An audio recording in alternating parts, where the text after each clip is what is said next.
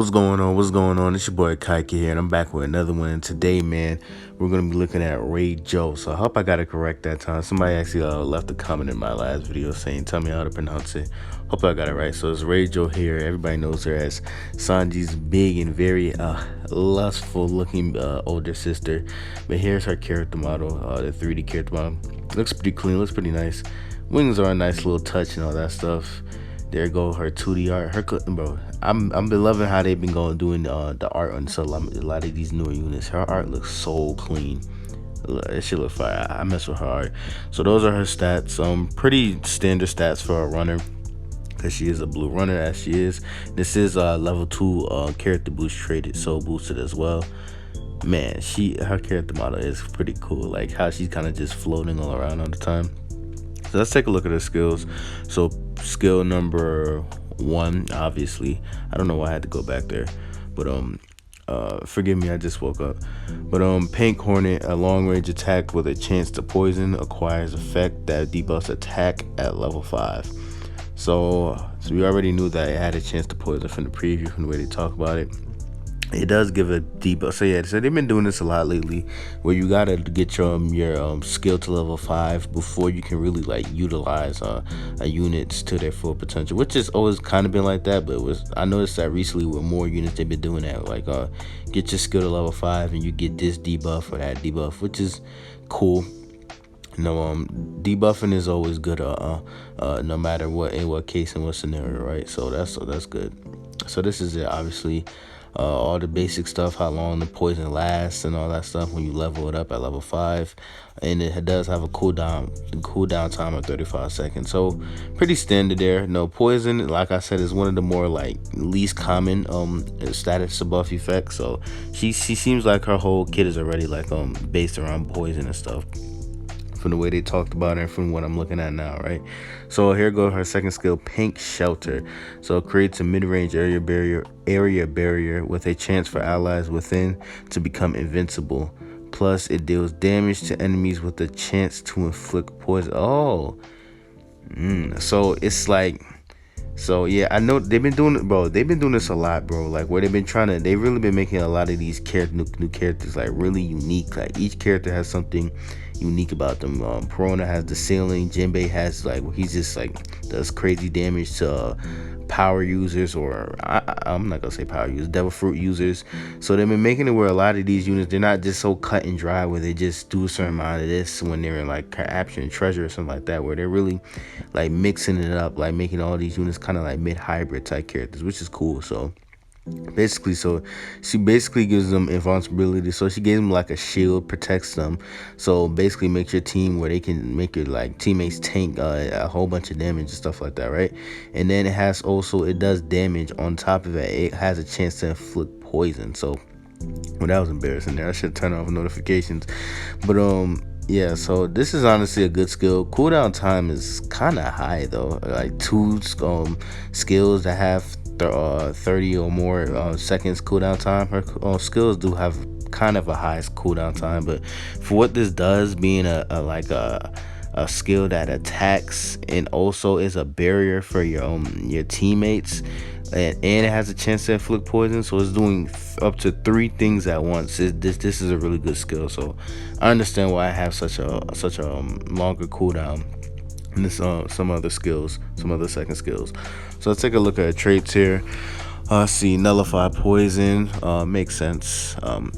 Let's see, when your strength is more than 80, boost capture speed by 50. So yeah, that's like the new wave for runner units. That's like before they would have it with like where you have when your treasure is less, they would gain more treasure. That's how like a lot of the older runner units were, but now they're doing this on a lot of the new runner units where with strength, which is health, when it's more than 80, boost capture speed by 50, which is good. It works good for either way.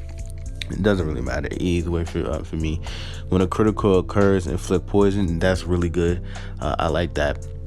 When your team has more treasure secured, boost the cooldown on skill number 2 by 50%. That's really good. When dealing damage to an enemy inflicted with poison, which she's pretty much guaranteed she's gonna get poison like off on everybody the whole match, because her whole kit is based around poison. She's gonna recover 3 HP every time. she's dealing damage to an enemy with poison. So she's, and then there's go her boosters. Yeah. So Reiju, she's looking real good, man. Oh my god, I gotta at least go for one copy. I got to, bro. I got to. So yeah, Rage is looking really good. Honestly, I feel like she's honestly can go up to like S tier. I'm not trying to overrate her too quickly, but her kit is looking really impressive. Like she has a lot of utility to her kit. Like I like these support type units that they're doing. Like these units that can do two roles. She could be a supporter, and she's gonna be able to capture treasure for your team real fast. So she's really good. So quickly, one thing I wanted to talk about before I ended the video, I also wanted to get into the new challenge battle system. So quote unquote serious challenge. Oh yeah, yeah, man, y'all funny. But yeah, so new challenge battle system, I'm not sure if they're gonna keep doing this is gonna be the formula for challenge battles going in the future. But the way it's set up now is where basically everybody's reset, their characters in their box are set to level 80 when you go in, and you can't equip any medals or anything like that. It's just flat level 80. So you're basically going to be able to get all your level 5 extra traits and stuff like that. So, and then yeah, so everybody has a standard that, and then there are a set amount of boost characters that will give you an extra amount of points when going in. They don't do extra damage or anything, but they just give you an extra amount of points at the end of each match. So Sanji is one of them. I know. Let me actually pull it up here. Yeah, Sanji's one of them. Boa is one of them. Jinbei. See, Reiju is one of them. Gecko Moria, Barcelona. So yeah, and as you can see, some people like Capone have higher score bonuses, so you can stack these and let you run through some of these challenge battles more faster. And they did make the challenge battles a little bit more longer, because now they're going up to all 150k now. Before they only went to where you had to get like what 60k points. So I guess that's because they're stuffing all of these character boost potential orbs, which I've been starving for. So yeah, so that's just they slightly revamped it.